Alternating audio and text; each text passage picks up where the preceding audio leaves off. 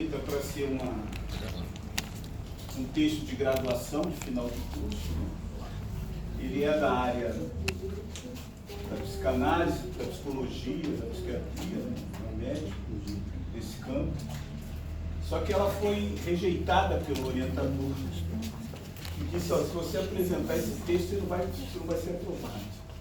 Então ele teve que fazer uma outra monografia para poder receber, né, a graduação. E ao mesmo tempo, ele depois publicou isso como uma obra que é um marco, né, do ponto de vista da luta dos negros e dos povos indígenas, dos povos oprimidos de uma maneira geral, no que a gente era definido na época como terceiro mundo, né? É um marco que influenciou Paulo Freire, né? Apesar de Paulo Freire não enfatizar o dado racial da análise do Fanon, mas a obra de Paulo Freire é muito influenciada pelo Fanon. E outros, né? No cinema, por exemplo, a obra do Glauber Rocha, quem conhece, né? É diretamente influenciada pela abordagem do Fanon, do Pé de Negro e Macla Branca, e principalmente no outro livro fundamental, essa é uma leitura obrigatória, depois dessa, a outra, né, que é quando ele aprofunda, né, que é Os Condenados da Terra, né, que é a obra fundamental mesmo, né, além dessa. E aí, então, esse livro é fundamental nesse sentido, né, de entender que ele abriu o caminho para o que hoje o Luiz e você fazem parte dessa discussão do que a gente chama de decolonidade. Então, é importante ter esse olhar, né?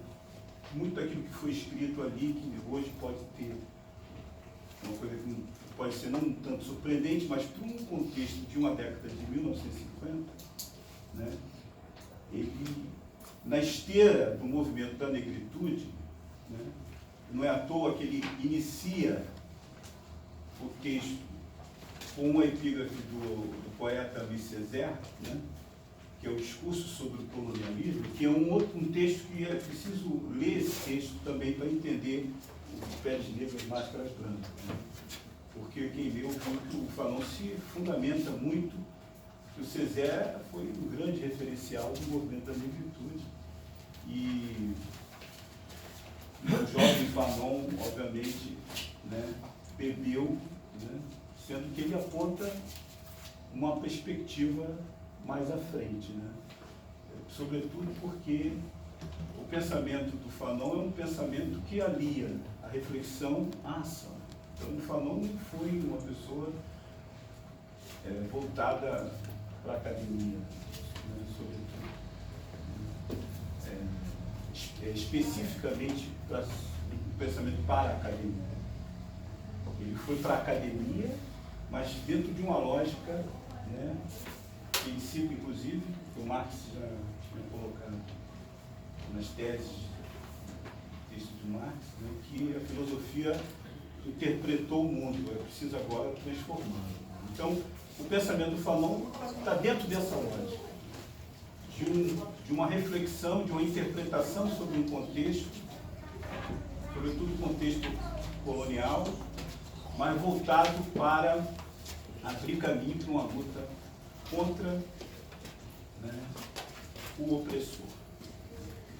E aí, isso aí é fundamental, é assim que ele fecha o texto.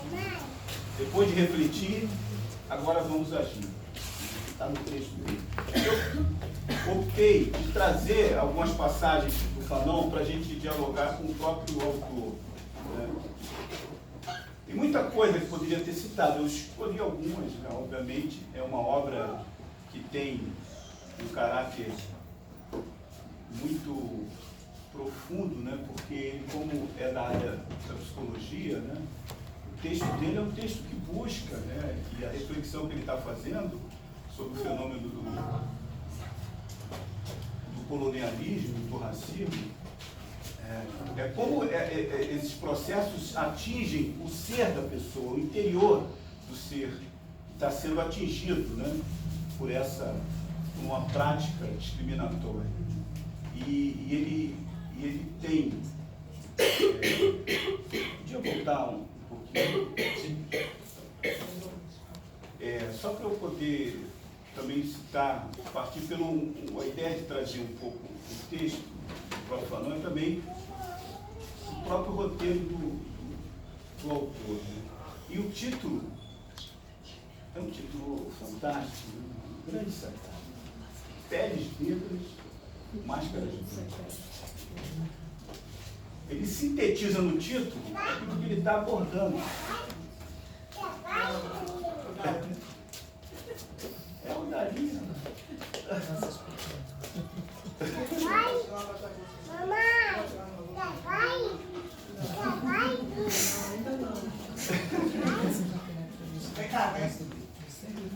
Peles negras, máscaras brancas.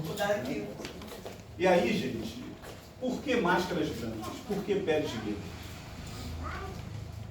O Fanon está preocupado, e aí é um processo dele também, né, porque a reflexão desse livro, ele não está falando só preocupado com os negros, ele chamava de os negros que eram, como é que é o termo? Ele usa muito, não eram conscientes, né, da sua condição de negro. O termo fugiu, mas vai aparecer aí. Ele não está preocupado com aquele negro que quer se inspirar e quer ser branco, quer reproduzir a cultura branca ou reproduzir o pensamento de que essa é uma cultura superior, que é uma cultura europeia e tudo mais. Ele está preocupado em fazer com que esse negro se conscientize, né, da sua alienação, que é o termo que ele usa, né? Mas, sobretudo, porque ele tem compreensão de que é preciso desse negro que é chamado de alienado, que ele muitas vezes é alienado por um processo que começa desde a família, né? Em vários momentos ele cita isso, né? Passando pelos livros, pela escola, passando pela televisão, né? Passando pelas várias formas de expressão da cultura, né, europeia, que quer impor uma cultura aos povos colonizados porque considerá-la superior, né, ele sabe que esse negro ele vai ser fundamental na luta contra essa perspectiva de dominação. Então desalienar para ter pessoas, mulheres e homens voltados para enfrentar, né, esse dominador. Né? Então é uma preocupação política. Né? Então é um texto que é fundamental. E aí, essa passagem. O negro é... outro detalhe também que é importante, quem é da área de psicologia conhece bem, o termo máscara também está ligado à ideia de disfarce, né? De teatro. Né? E aí passa em torno da discussão que ele faz sobre a neurose, né? De como o racismo produz neuroses, né? Dos negros e negras que são afetadas por essa violência racial. Então o negro é um homem negro. Isso quer dizer que, devido a uma série de aberrações afetivas, ele se estabeleceu no seio de um universo de onde será preciso retirá-lo. O problema é muito importante.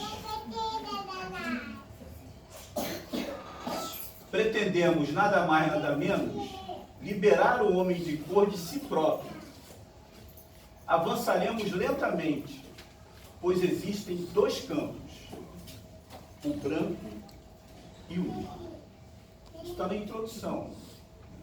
Ele abre essa perspectiva, então ele já está anunciando, né, projeto da sua produção intelectual, né? E parte da existência de dois campos. Quando ele fala no campo o branco e o negro, nós podemos traduzir, né, a Europa e as colônias. Né? Podemos traduzir a cultura europeia, né, e as demais culturas, né, que existem nos outros povos. Né? Ou a chamada civilização europeia, né, e as outras civilizações dos povos do terceiro mundo. Então, esses dois campos, né, é fundamental para entender o Fanon, porque o projeto do Fanon é destruir o campo branco. Esse é o projeto do Fanon. É um projeto que ele vê como inevitável para um processo de libertação. Né? E aí, quando ele fala em campo branco, ele está falando, e aí vocês vão ver lá na frente, né, ele faz uma descrição de como esse campo opera, né, a sua dominação. Seja através da linguagem, seja através da influência das relações, né, entre as pessoas, sobretudo as pessoas brancas e negras, e dos próprios negros também, entre ele e si, né, negros e negras, seja na relação também da produção do conhecimento, né, desse conhecimento e, sobretudo, da atuação do intelectual nesse processo, né, de como o intelectual que é alienado na perspectiva de Fanon é um intelectual que produz conhecimento sobre referenciais de uma cultura que foi construída e pensada para... que foi construída e pensada para exercer uma dominação de um povo sobre o outro, no caso os europeus sobre os demais, ou a civilização dessa cultura europeia sobre as demais, e uma dominação também econômica, social. Né? Portanto, o pensamento do Fanon, quando ele pensa nessa dominação racial, cultural sobre os povos, não está descolada da realidade econômica e social que as sociedades vivenciam. Né? Ele acentua muito isso. E por que ele acentua muito isso?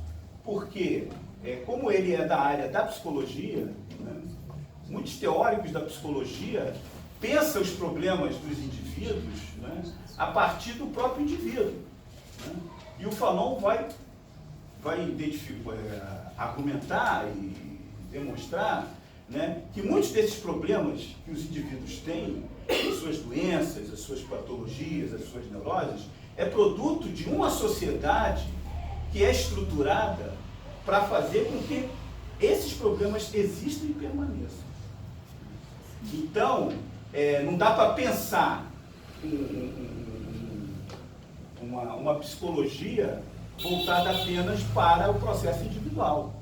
É preciso entender, e ele fala, a clínica, né, dele de atendimento, de psicanálise, foi um laboratório, né, ele mesmo diz isso, né, para pensar essas reflexões todas, e ele, lá na frente a gente vai ver, ele aponta, olha, para o meu paciente eu digo duas coisas. Uma coisa é mostrar para eles que aquilo que ele está sentindo é produto, né, de um contexto muito mais amplo, né, para além da sua experiência individual, mas sim em função da estrutura da sociedade que ele vive.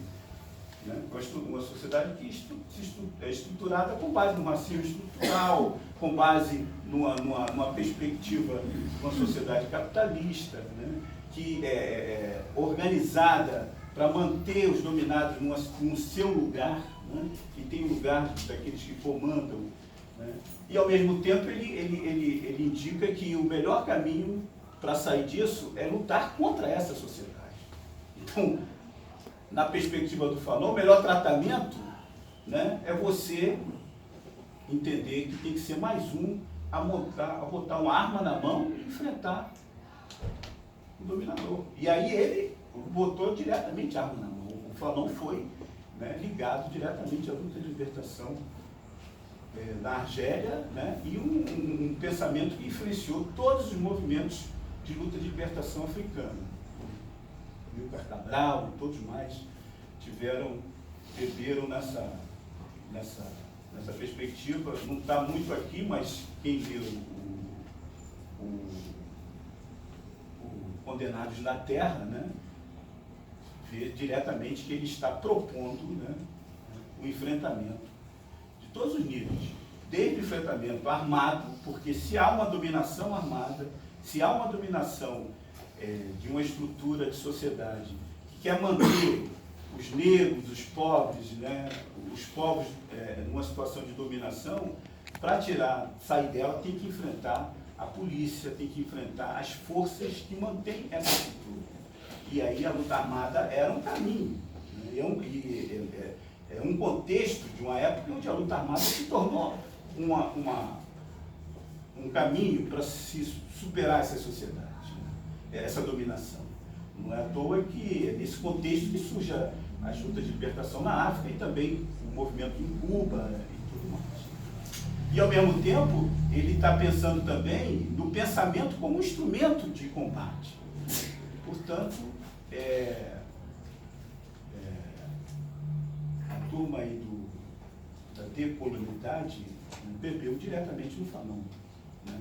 Porque o pensamento decolonial, aí o Luiz Fernandes pode falar muito melhor do que eu, né? Ele tem essa referência de pensar tem essa perspectiva de pensar outras referências, né, teóricas, epistemológicas, né, para construir uma nova sociedade.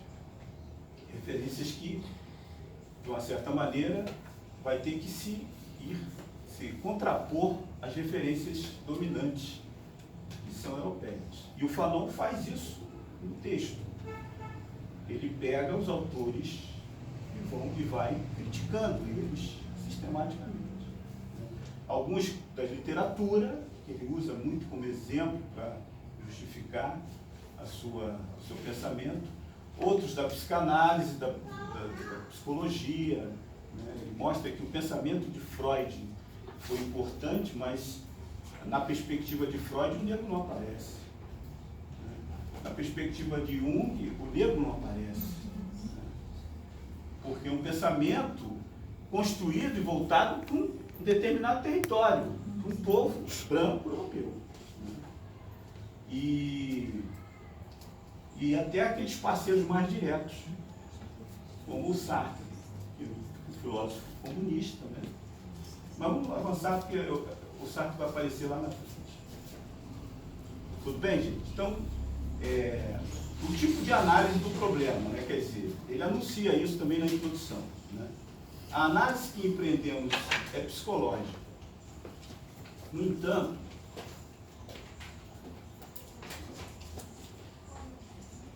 permanece evidente que a verdadeira desalienação do negro implica numa súbita tomada de consciência das realidades econômicas e sociais. Só há complexo de inferioridade após um duplo processo, inicialmente econômico, em seguida pela interiorização, ou melhor, pela epidermização dessa inferioridade. Então você vê que a gente que é da área da educação, que é da área das ciências sociais, o quanto o pensamento do Fanon é importante. Porque, de que maneira o ser humano interioriza os seus processos de estabelecer o que é valor verdadeiro, o que é cultura verdadeira, o que ele vê como visão de mundo verdadeira. Essa interiorização é um processo de vida da pessoa, que vai desde a criança na escola, passando desde a família, na verdade, depois das crianças na escola, passando pela aquilo que a sociedade apresenta através da mídia, dos livros, da literatura, das diversas formas de expressão, apresenta como valor verdadeiro, superior. Né? Então é um processo que, né, vai bater na pele, né, epiderme, quer dizer, é como se ele está anunciando aí que a análise dele é psicológica, porque tem esse fundamento na interioridade, né, na forma de como esses valores são interiorizados na pessoa, mas é também uma análise que mostra que isso só não basta. É preciso articular com... E aí a pessoa que ele está querendo retirar da alienação, que é o negro, né? Ele é da Martinica, né? Ele está preocupado com aquele negro, mas ao mesmo tempo ele está preocupado com todos os negros e com todos aqueles povos indígenas que são dominados no mundo inteiro, porque é uma cultura europeia que se coloca como dominante, querendo exercer essa dominação, né? E aí, para ela poder fazer isso, é preciso ter um domínio também da estrutura econômica e da sociedade. Então, articular esses dois aspectos é fundamental. E a gente que está na área de educação vê o quanto esse tipo de análise é fundamental, né? Hoje em dia é o que está bombando aí, a gente está discutindo. Né? Não é uma novidade para a gente isso aqui que o Fanon está colocando. Mas para aquela época, né, ele está anunciando um processo, né, de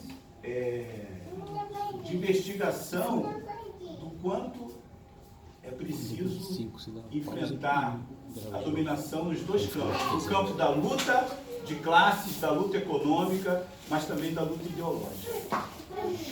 Sem privilegiar, e aí é uma crítica aos marxistas, sem privilegiar o campo. Né? Os dois campos, eles têm exercem a sua função de dominação. Portanto, para romper, para se livrar dessa sociedade que quer dominar esses povos, e aí ele vai dizer lá na frente, a sociedade burguesa capitalista, né, é preciso enfrentar tanto na luta de classes, quanto também na luta ideológica. Vamos lá?